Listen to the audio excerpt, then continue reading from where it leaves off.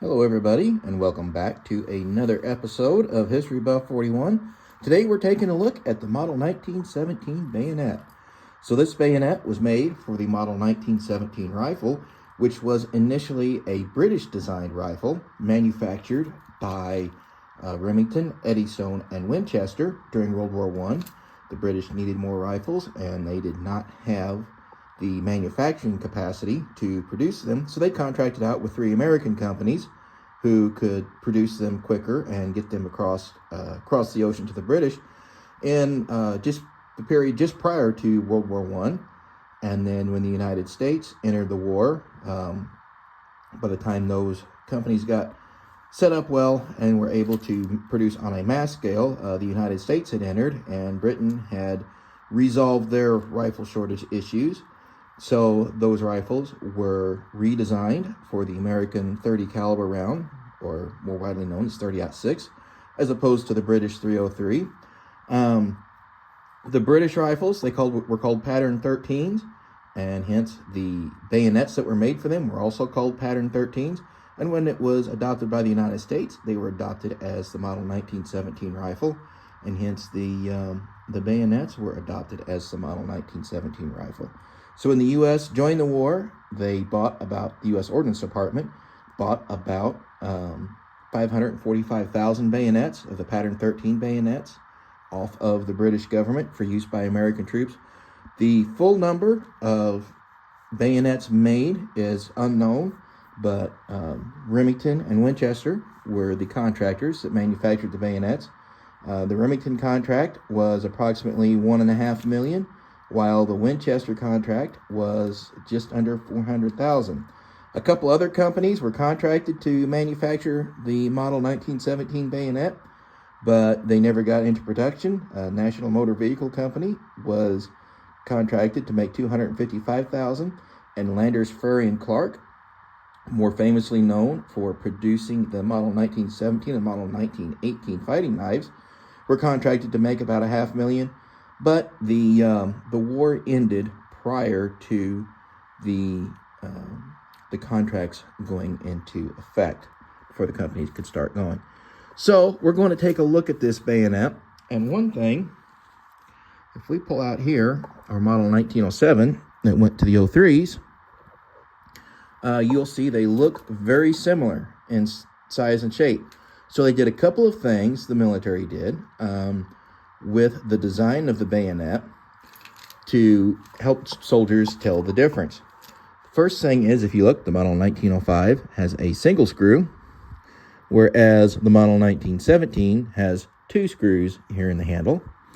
And then if you look here at the grip, there aren't any grooves cut in it, and the Model 1917 has a pair of grooves in it cut into it. And that's so you can tell easier in low light conditions, or very quickly visually, the difference between the Model 1917 and the Model 1905, because the 2 bayonets were not interchangeable between the Model 1903 Springfield and the Model 1917 rifle.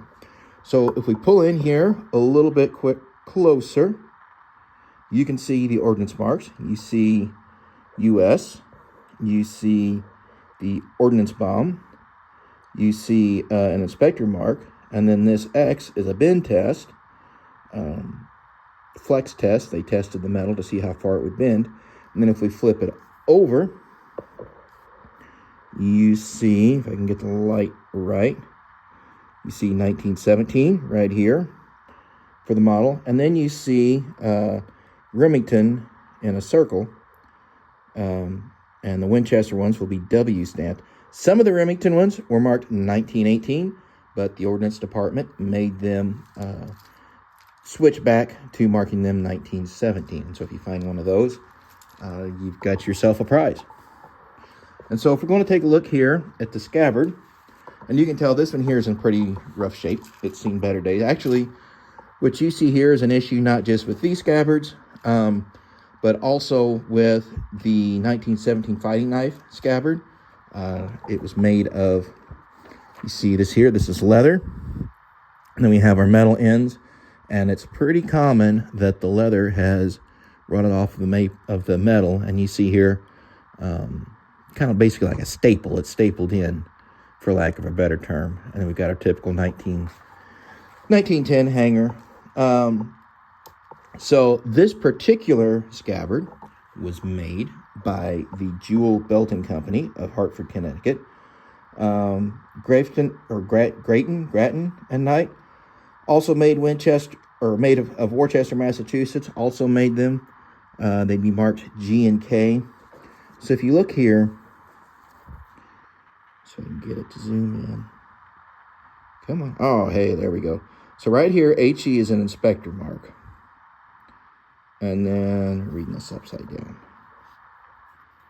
Here on the back of it, we have GWOT, which is obviously the manufacturer, and the year 1918. And then the metal pieces are supposed to be marked, but they've got quite a bit of rust on them, and it's hard to tell. So this is actually the third pattern bayonet scabbard. The first and second patterns would have basically had a couple of different variations of leather stitched on here, holding this 1910 on. And those did not hold up well, so they moved to this metal throat and whatever. So anyway, so these went to the model 1917s.